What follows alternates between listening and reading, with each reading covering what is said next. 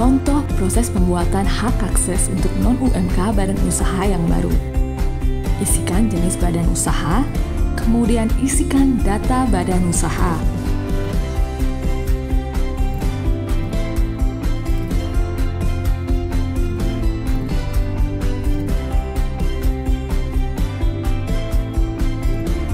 Kemudian isikan data salah satu direksi atau pengurus.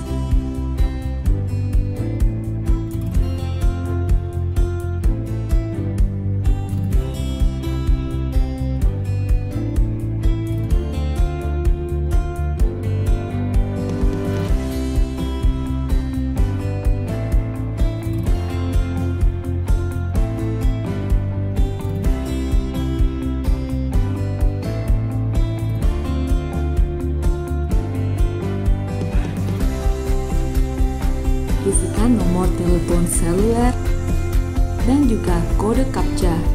Lalu, checklist pernyataan berikut ini. Kemudian klik daftar.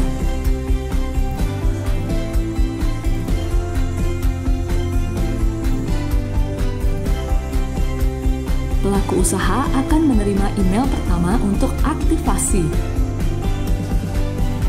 Klik aktivasi.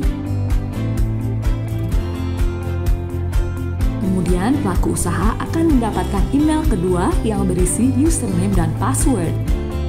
Pelaku usaha sudah dapat masuk dengan username dan password tersebut.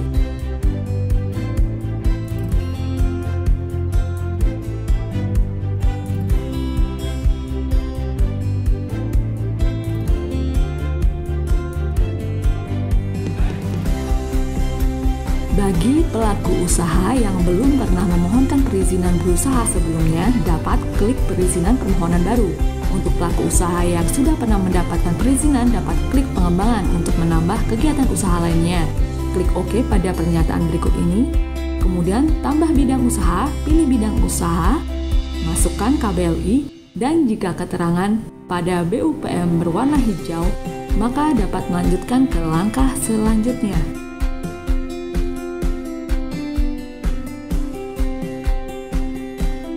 Kemudian isi data berikut terkait lokasi lahan usaha dan bangunan.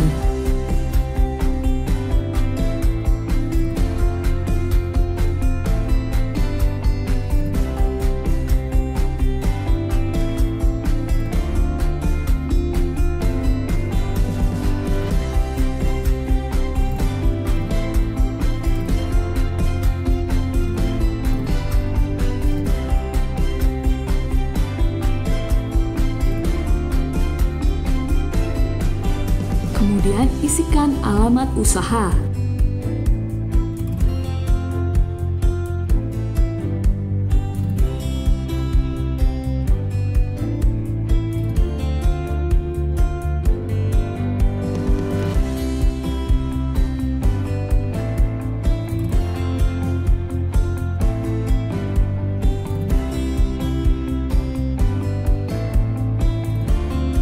Pada tipe gambar peta, pilih poligon, kemudian lampirkan file poligon berupa SHP complete.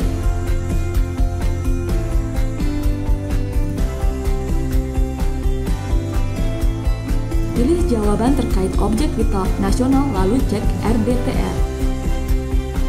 Jika RDTR untuk area pelaku usaha tidak ada, maka akan muncul pengecekan kriteria sesuai pasal 181 PP nomor 5 tahun 2021 dengan mengisi pertanyaan berikut ini. Jika ada jawaban yang tidak sesuai kondisi pengecekan, maka BKKPR memerlukan verifikasi sesuai kewenangannya.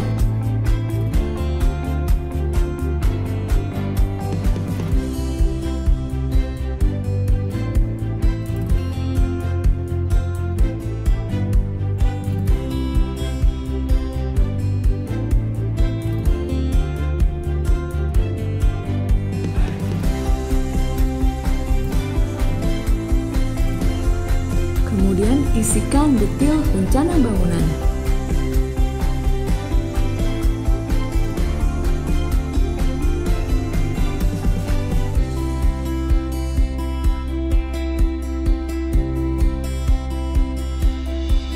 Isikan data investasi untuk bidang usaha.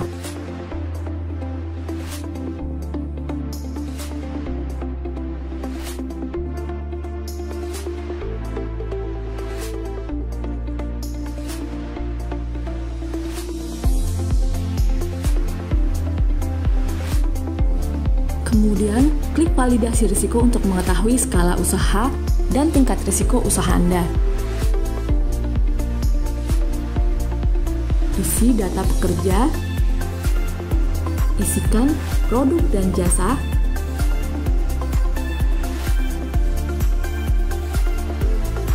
kemudian klik selesai.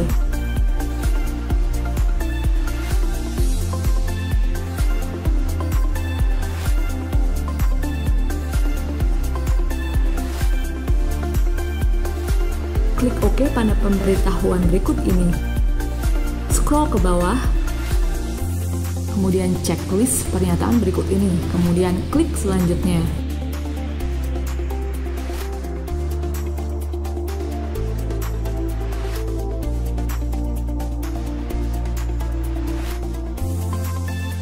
Terlihat pada kegiatan usaha yang diisikan memiliki status PKKPR belum diproses.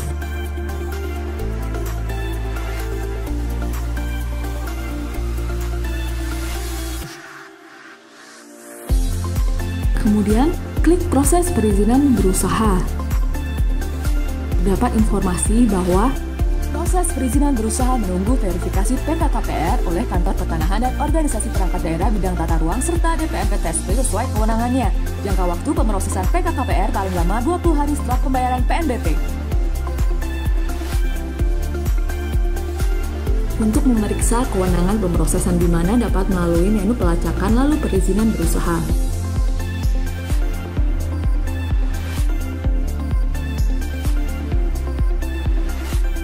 Kemudian lacak status permohonan.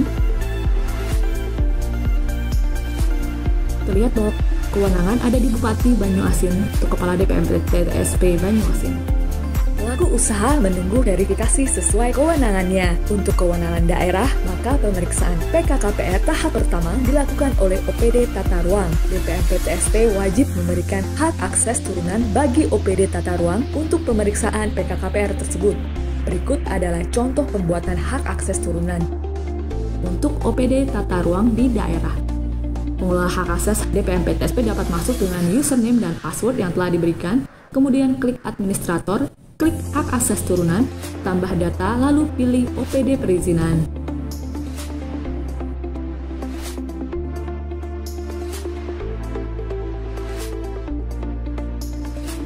Scroll ke bawah pada izin dasar.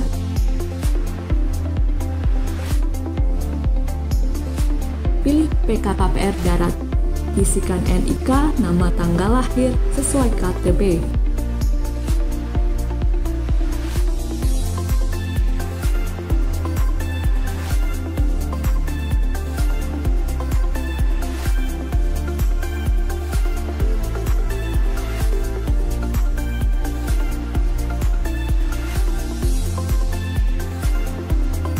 Isikan jabatan, nomor HP, dan email. Email penting dituliskan karena username dan password hak akses turunan akan diberikan melalui email.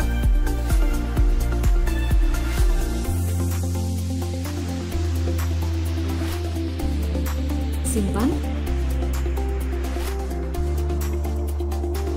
Kemudian pengelola hak akses dapat mengirimkan kembali username dan password jika dibutuhkan, dan juga terdapat menu edit. Penerima hak akses turunan akan menerima username dan password melalui email.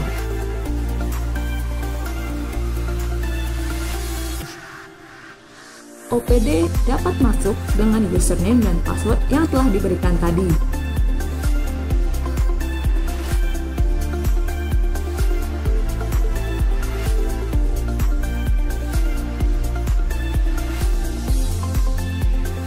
Pada beranda, klik verifikasi folder pemenuhan persyaratan untuk memproses PKKPR.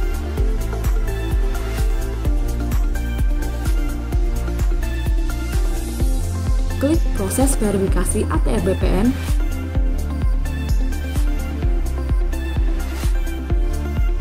Kemudian OPD akan masuk ke sistem tata ruang ATR BPN secara otomatis tanpa perlu login lagi. Klik aksi validasi terhadap yang akan diproses. Kemudian, di halaman validasi, OPD dapat memeriksa kelengkapan data pelaku usaha yang telah diisikan di OS sebelumnya.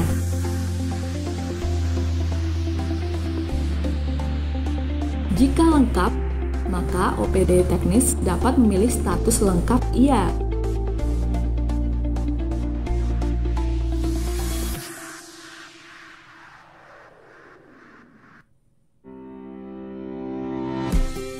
OPD teknis juga dapat mengunduh dokumen-dokumen yang telah diberikan oleh pelaku usaha.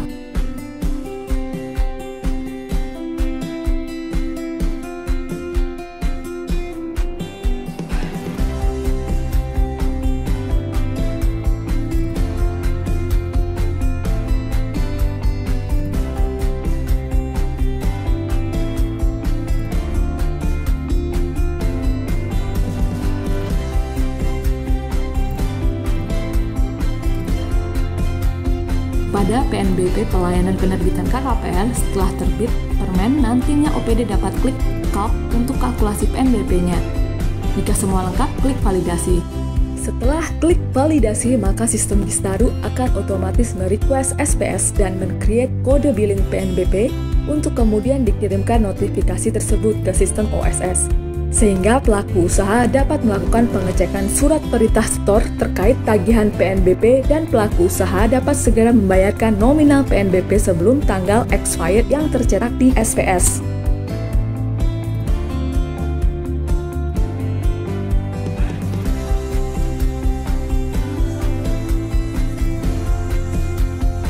Pada akun pelaku usaha dapat melihat nominal pembayaran PNBP di menu pelacakan, perizinan berusaha,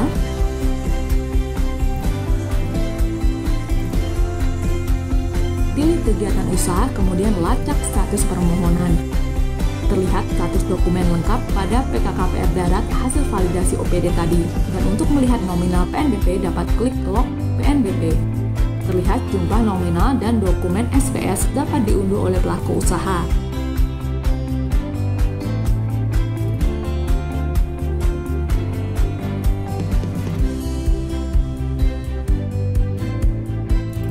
Setelah pembayaran, maka SLA akan aktif berjalan. Pengaktifan SLA ini, OPD dapat melakukan dengan klik persetujuan KKPR, pilih pada kegiatan usahanya dan klik ke halaman hasil validasi yang berwarna merah.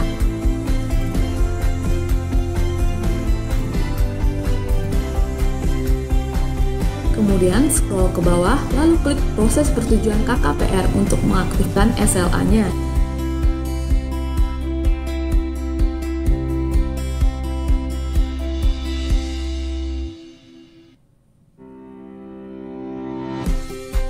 Proses selanjutnya adalah proses pertimbangan teknis pertanahan yang dilakukan oleh kantor pertanahan setempat. Pada kantor pertanahan, kemudian dalam melanjutkan pemrosesan, buka berkas. Pada langkah ini, Kantah sebagai pelaksana subseksi penatagunaan tanah dan kawasan tertentu membuat STPL.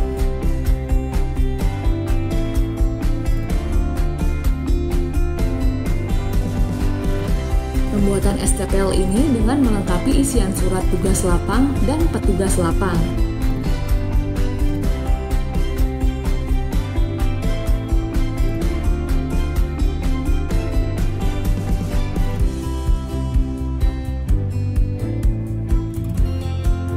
Petugas lapang terdiri dari ketua, sekretaris, dan anggota. Untuk sekretaris dan anggota bisa lebih dari satu orang yang diinput.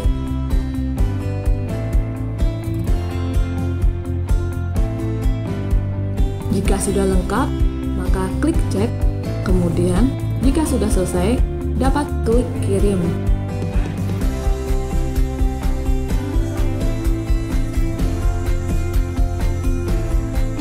Pelaku usaha dapat mendapatkan data nama dan kontak petugas lapang yang akan memeriksa pada menu pelacakan, perizinan berusaha,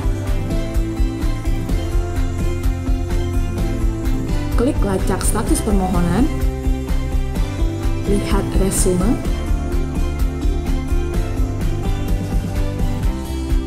pada bagian keterangan terdapat nama petugas lapang yang akan inspeksi dan juga nomor kontak yang bisa dihubungi ketika akan dilakukan inspeksi.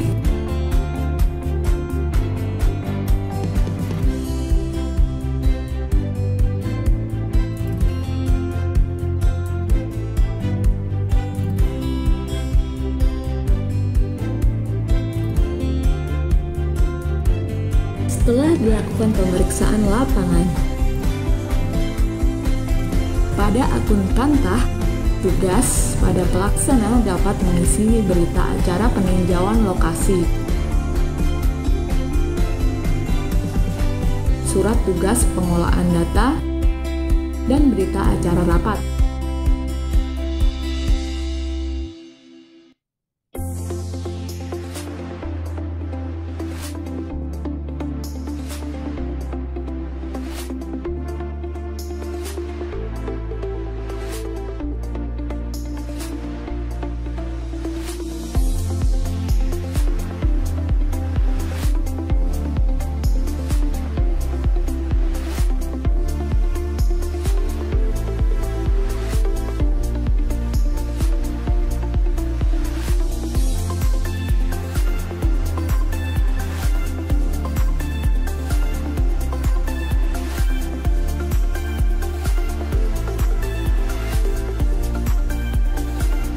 Setelah dibuat berita acara lapangan dan dibuat surat penunjukan tugas pengelolaan data dan dilanjutkan tanda tangan pejabat terkait, maka akan dilanjutkan pembuatan risalah pertimbangan teknis.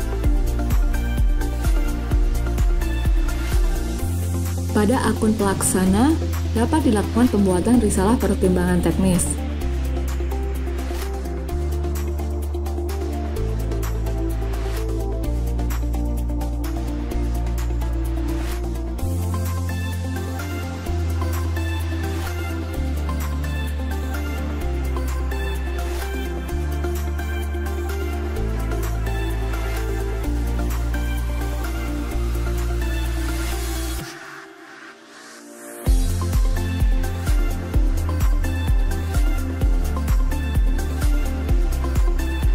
Untuk tab permohonan yang disetujui diisi ketika hanya sebagian yang disetujui. Jika disetujui, seluruhnya tidak perlu diisi. Klik cek. Kemudian, jika sudah selesai, kirim. Setelah pembuatan risalah pertek, dilanjutkan dengan pelaksana pengolahan data spasial. Silahkan masuk ke menu peta, Interaksi spasial, peta pertimbangan teknis pertanahan,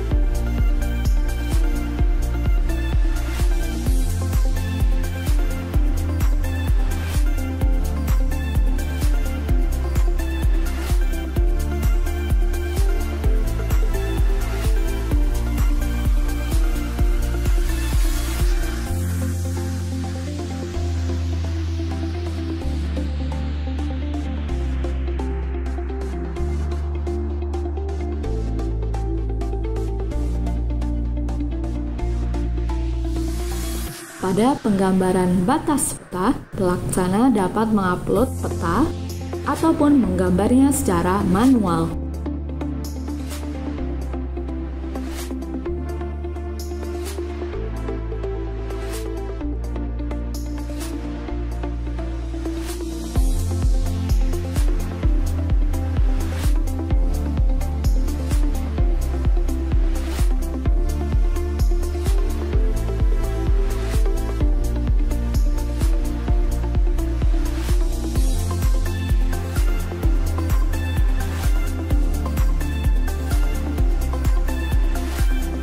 Klik proses jika sudah mengupload atau menggambar peta. Peta yang sudah digambar dapat dilihat pada menu pencarian.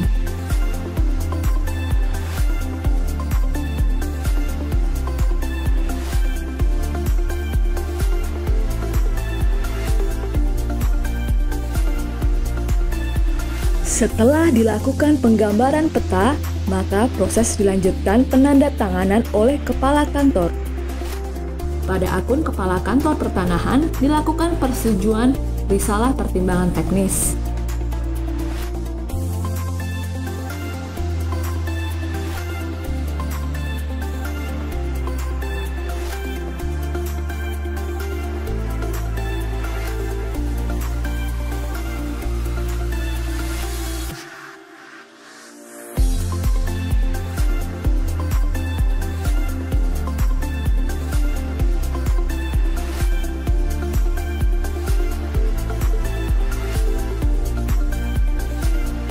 Proses pertek pertanahan telah selesai di kantor pertanahan dan pertek dikirimkan ke OPD Tata Ruang. Pada akun OPD Teknis, pada menu hasil pertek, dapat diunduh risalah pertek dan koordinat GeoJSON yang sudah disetujui oleh kantor pertanahan.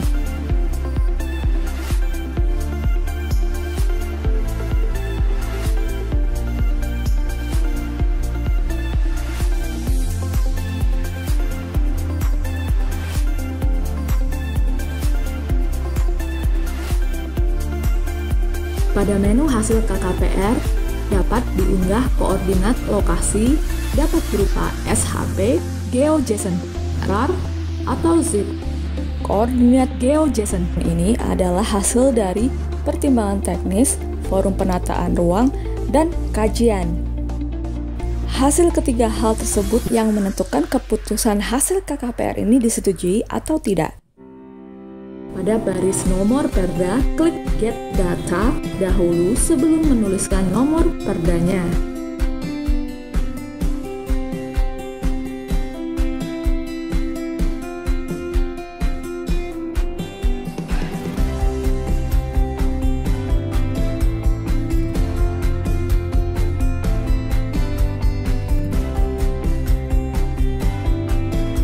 OPD teknis dapat mengisi isian berikut ini.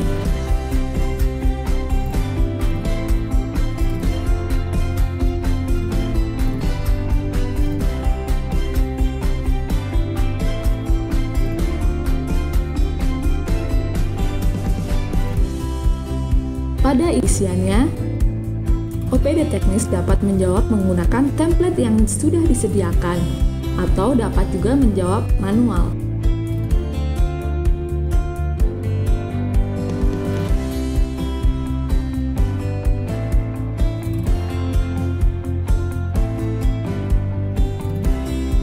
Jika dalam perda memang tidak mengatur terkait informasi tambahan yang tercantum, misalnya jarak bebas bangunan, koefisien dasar, hijau minimum, dan lain-lain, maka dapat dikosongkan.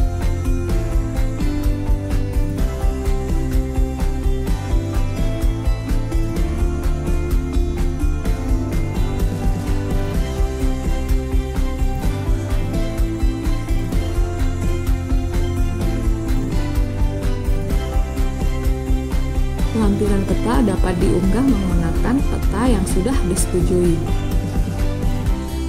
Pada keterangan peta, dapat ditulis tidak ada perubahan pada peta jika tidak ada perubahan.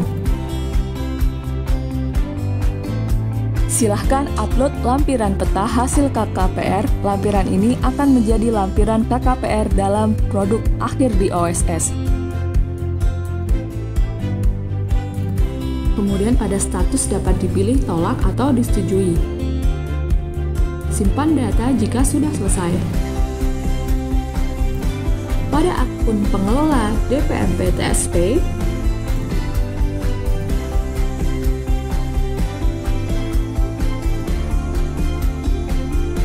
pada menu persetujuan KKPR, klik ke halaman detail.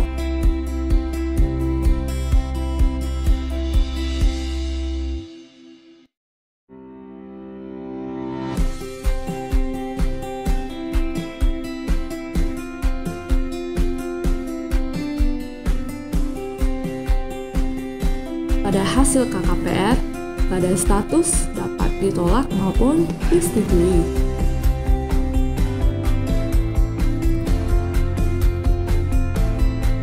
Kemudian, pengelola hak akses situs DPMP TSP, dapat klik kirim ke server OSS.